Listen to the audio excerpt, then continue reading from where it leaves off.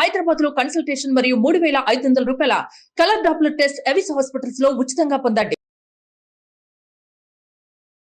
తిరుమల తిరుపతి దేవస్థానంలో లడ్డూ ప్రసాదంపై వివాదం చెలరేగుతోంది. దీనికి సంబంధించి లోక్సత్తా అధినేత జయప్రకాష్ నారాయణ గారు కూడా ఉన్నారు. ఒకసారి ఎంతో మాట్లాడదాం. సార్ నమస్తే అండి. నమస్తే అమ్మా. సార్, ఎంతో మందికి ఆరాధ్య దైవం, చాలా మందికి కుల దైవం, చాలా మందికి ఇంటి దైవం, ఇలా ఉన్నటువంటి తిరుమల తిరుపతి దేవస్థానానికి సంబంధించినటువంటి లడ్డూ ప్రసాదం విషయంలో అది కల్తీ జరిగిందని ల్యాబ్ రిపోర్ట్ కూడా వస్తూ ఉంది, బయట చూస్తూ ఉన్నాం. ఇలాంటి పరిస్థితులు ఎందుకు దాపురిస్తున్నాయి? హిందూ సమాజం మొత్తం వాస్తవమైనట్టయితే ఇంతకంటే నిర్ఘాంతపోయే పరిస్థితి ఇంకోటి లేదు. భ్రాంతికరమైనటువంటి వార్త నిజమైతే. ఎందుకంటే భారతీయ సంప్రదాయంలో ఇది ఒక మైల. శాకాహారంలో మాంసం కలవటం అన్నది, అయితే భగవత్ ప్రసాదంలో మాంసమో లేకపోతే మాంసకృతిలో యానిమల్ ప్రోటీన్ లేకపోతే యానిమల్ ఫ్యాట్ కలవటం అన్నది ఊహించడానికి కూడా సాధ్యం కాదు. పాశ్చాత్య దేశాలకు ఇది అర్థం కాదు.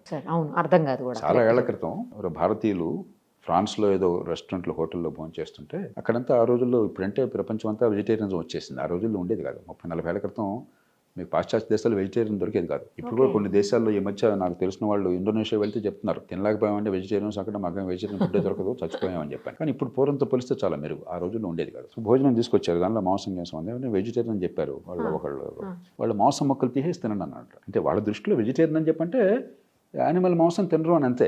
అంతేగాని ఈ మైల ఈ అంటూ అలాంటిది వాళ్ళకి అసలు అది వాళ్ళ ఆలోచన లేదు. అది వాళ్ళ సాంప్రదాయంలో. మనకు అట్లా కాదుగా.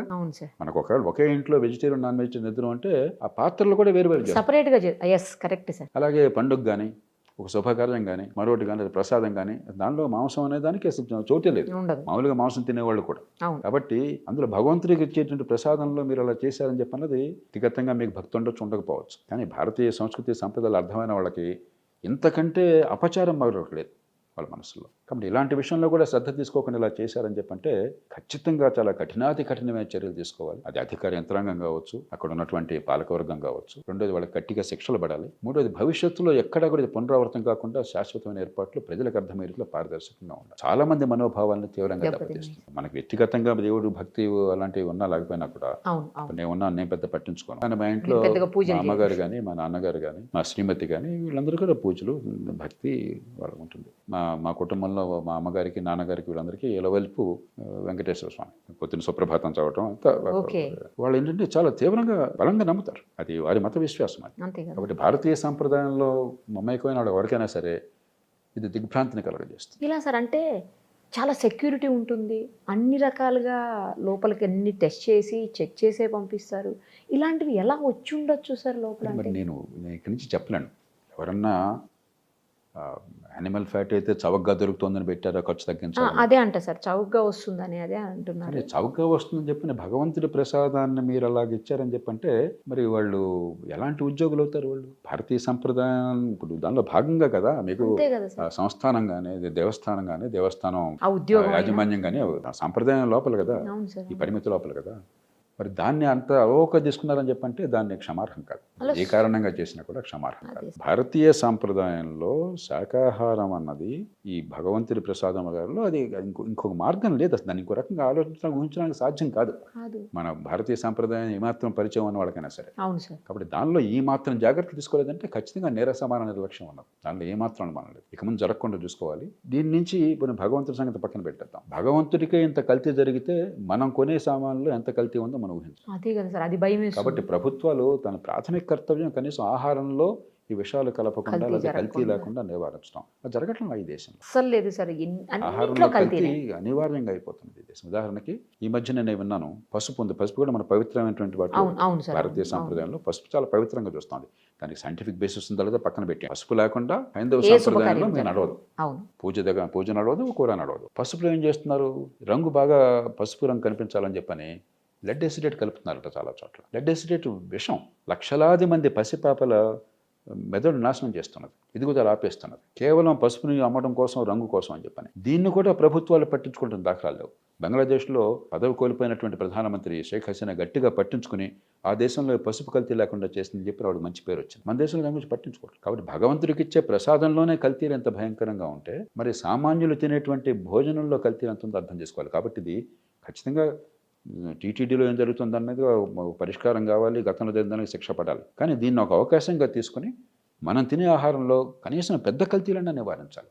ఏదో మామూలు రంపపొడి వేసారండి అని చెప్పంటే పెద్ద పెద్ద నష్టం ఉండకపోవచ్చు. ఇది అట్లా కాదు, విషం. పాలు కూడా సార్ విషం అందులో కలుపుతున్నారు పాలలో, మరి డిటర్జెంట్ కలుపుతున్నారు, కొన్ని చోట్ల రకరకాలు వస్తున్నాయి. యూరియా కలుపుతున్నారు సార్ కొన్ని చోట్ల. కాబట్టి ఇప్పటికైనా ప్రభుత్వాలు తమ పని తాను చేయడం మొదలెట్టాలి.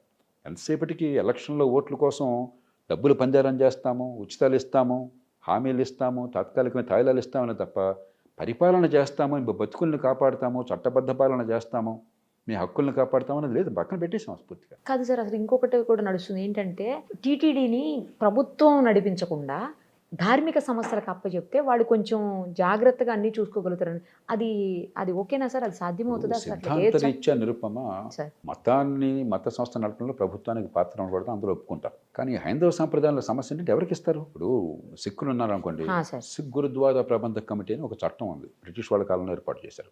ప్రతి సిక్కు కూడా ఓటేస్తాడు, రహస్య బ్యాలెట్ ద్వారా ఓటేసి ఆ కమిటీని ఎన్నుకుంటున్నారు. ఆ పాంథిక్ కమిటీ ఆధ్వర్యంలోనే అన్ని గురుద్వారాలు నడుస్తాయి. మన అట్లా కాదే, హైందవంలో మరి వైష్ణవ సాంప్రదాయం వేరు, శైవ సాంప్రదాయం వేరు, ఆగమాలు వేరు, అవి వేరు నాకు అర్థం కావు ఏంటో మనం. కాబట్టి ఎవరికి ఇస్తారు మీరు ఏ రకంగా? అందుకే దానికి హైందవ సమాజం ఒక నిర్దిష్టమైన పరిష్కారాన్ని అన్వేషించాలి. కాబట్టి దాన్ని కలపాల్సిన అవసరం లేదు, నిర్దిష్టమైన పరిష్కారాన్ని అన్వేషించాలి. ఎందుకంటే మళ్ళీ ఖచ్చితంగా ప్రభుత్వం పాత్ర ఉండకూడదని సూత్రప్రాయంగా నేను ఒప్పుకుంటున్నాను. ప్రభుత్వానికి మత సంస్థలను పడే పాత్ర మీకెందుకు, అసలు మీ సంబంధం ఉండకూడదు. కానీ కొన్ని ప్రధానమైన దేవాలయాలు ఎప్పుడైతే ప్రభుత్వం చేతుల్లో ఈ రకంగా నడుస్తున్నాయో ఎవరికి ఇస్తాం ఇప్పుడు ఆ దేవాలయాన్ని? అంత ఆదాయాలు ఉన్నప్పుడు, ప్రజలకి ఆ విశ్వాసం ఉండాలన్నప్పుడు, ఎవరో సొంతంగా మేము ఏదో వంశపారంపర్యంగా పెట్టుకుంటాము, మా కుటుంబాన్ని తీసుకుంటామని అనుకుంటే పూర్వకాలంలాగా, అది కాదుగా మన ఉద్దేశం. ప్రజాస్వామ్య సమాజం కాదు. అందుకని భారతీయ సమాజం, హైందవ సమాజం ఈ మత సంస్థలు, ధార్మిక సంస్థలను ఎవరికి అప్పగించాలి ఎట్లా అని చెప్పిన దృష్టిలో ఏకాభిప్రాయం తీసుకొచ్చి దానికి ఒక పారదర్శకమైన జవాబుదారితమైన పద్ధతిని అన్వేషించాలి. సూత్రప్రాయంగా ఆ వాదన కరెక్ట్, ప్రభుత్వానికి పాత్ర ఉండకూడదని చెప్పాను. కానీ ఆచరణలో దాన్ని అమలు చేయాలని చెప్పంటే కొంచెం లోతుకి వెళ్ళాలి. కానీ ప్రజల భాగస్వామ్యం చేయొచ్చా సార్? అది ప్రజలంటే ఏ ప్రజలు అందరికి ఓటు పెడతారా? తిరుపతి దేవస్థానం ఉంది, తెలుగు ప్రజలందరూ మరి దాన్ని కావాలని కోరుకుంటారు కదా. తెలుగు ప్రజలందరి మధ్య ఒక ఎలక్షన్ పెడతారా? తెలుగు ప్రజల్లో ఆంధ్ర వాళ్ళు సరిపోతుందో, తెలంగాణ వద్దా? తెలంగాణ సరిపోతున్నా, మరి తమిళనాడు నుంచి కర్ణాటక చూస్తున్నారు వాళ్ళ. అందుకని ఇప్పుడు దీనికి ఏ రకంగా మనం ఒక పరిష్కారాన్ని ఆచరణ సాధ్యమైంది అన్వేషించాలి. Right sir, thank you sir, thank you so much.